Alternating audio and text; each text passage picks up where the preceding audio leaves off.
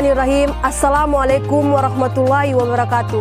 Alhamdulillahirabbil alamin wa bi nasta'inu ala umurid dunya waddin. Wassalatu wassalamu ala asyrafil anbiya'i wal mursalin wa ala alihi washabihi ajmain, amma ba'd. Alhamdulillah, puji syukur kehadirat Allah Subhanahu wa taala atas limpahan rahmat, hidayah dan karunia-Nya. Kita mampu sedikit demi sedikit mengumpulkan amal bekal kita untuk menghadapi suatu hari. Tiada yang lebih penting dari hari itu, yaitu hari di mana kita berjumpa dengan Allah Subhanahu wa taala. Kita senantiasa berdoa kepada Allah agar melimpahkan setinggi penghargaan dan penghormatan yang selalu kita kenal dengan salam sejahtera bagi pemimpin kita. Dan teladan kita adalah Nabi besar Nabi Muhammad SAW. Dan semoga kita dikumpulkan di barisan-barisan belakang Rasulullah SAW.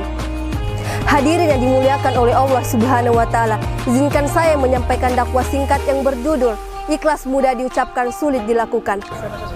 Beberapa orang mungkin mengatakan bahwa sabar dan ikhlas adalah sama, tapi hal itu sangat berbeda. Sabar adalah menunggu keputusan dari Allah, sedangkan ikhlas adalah menjalankan utusan dari Allah dan menjalankan segala perintah dari Allah. Allah Subhanahu wa taala berfirman dalam Quran surah Al-An'am ayat 162. Qul inna sholati wa nusuki wa mahyaya wa mamati lillahi rabbil alamin la syarika lahu wa bidzalika umirtu wa a'malu muslimin. Sesungguhnya salatku, ibadahku, hidupku dan matiku hanya untuk Allah dan Tuhan semesta alam. Ikhlas adalah keimanan seseorang dan ikhlas juga merupakan kemudian hati seseorang. Karena itu kita harus bekerja dengan penuh keikhlasan. Dalam setiap perbuatan, hal yang pertama kali kita harus tanyakan kepada diri kita sendiri, apakah kita benar-benar ikhlas dalam mengerjakan sesuatu atau ada niat lain di belakangnya. Rasulullah bersabda, innamal a'malu binniyat wa innamal likulli imri'in ma nawa, yang artinya sesungguhnya segala amal perbuatan itu bergantung kepada niatnya dan setiap orang akan mendapatkan balasan tergantung kepada niatnya. Kalau kita melakukan perbuatan hanya niat karena Allah, maka keridhaan Allah akan kita dapatkan. Tapi kalau kita tidak melakukan dengan keikhlasan, maka keridhaan Allah tidak akan kita dapatkan. Misalnya kita ikhlas bekerja di tempat yang kita tidak inginkan, kita ikhlas menerima cobaan atau ujian yang Allah berikan kepada kita. Demikian bentuk keikhlasan seperti itu akan menuntut kita menjadi hamba Allah yang bersyukur. Dalam Quran surah Ibrahim ayat 2, dan ingatlah juga tatkala Tuhanmu memaklumkan, sesungguhnya jika kami bersyukur, kami akan menambahkan nikmat kepadamu, dan jika kami mengingkari nikmat itu, maka sesungguhnya azabku sangat pedih. Keikhlasan dilakukan dalam 3, yaitu sebelum melakukan perbuatan, kedua ketika sedang melakukannya, dan ketiga setelah melakukannya.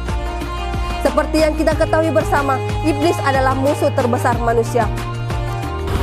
Jika kita tidak ingin diganggu oleh iblis laknatullah, maka mulailah melakukan segala perbuatan yang penuh keikhlasan.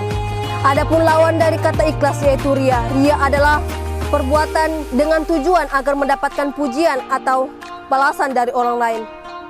Perintah Allah Subhanahu wa taala agar manusia muslim selalu ikhlas dalam beribadah.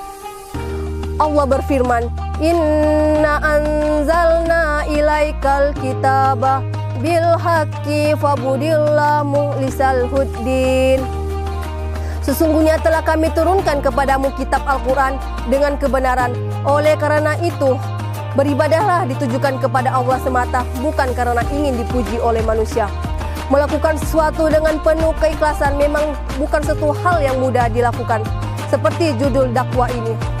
Jika ikhlas memang sesuatu yang mudah dilakukan, tapi sulit diucapkan. Tidak mengharapkan sesuatu apapun dari orang lain, kecuali hanya untuk Allah. Dan tanpa keikhlasan amal kita akan jadi hampa. Demikian dakwah singkat dari saya. Subhanaka rabbika rabbil izzati amma yasifun. Wassalamun alal mursalin. Walhamdulillahi rabbil alamin. Wabillahi taufiq wal hidayah. Wassalamualaikum warahmatullahi wabarakatuh.